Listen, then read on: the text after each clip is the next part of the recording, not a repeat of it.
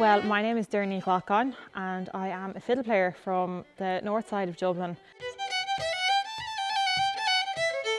The day my sister was born in 1996, I was 3 years of age and I was brought out and bought a fiddle, and it was in my hand ever since. My grandmother used to always call into the house on a Sunday for a Sunday dinner, and the fiddles would always be dragged out of the cases to give her a taste of how we're advancing.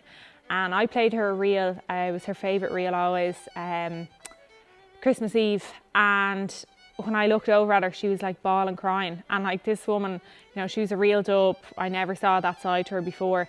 And she's like, I just never thought that I'd live to hear one of my grandkids playing like that. And I still think of that as probably one of the proudest moments of my life, that I suppose I knew that I'd taken on the mantle, and it meant an awful lot to her, and it still means an awful lot to me.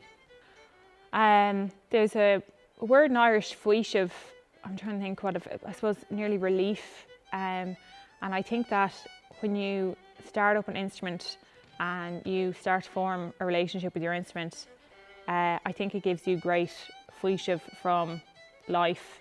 I remember my dad always saying to me when I was growing up is, you know, the fiddle is the best friend you'll ever have. Doesn't matter what trials or tribulations or who you'll fall out with or who you'll make up with in life.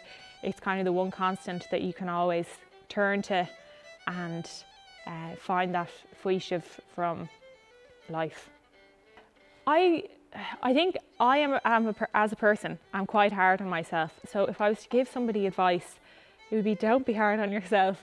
You're just going to make it 10 times worse.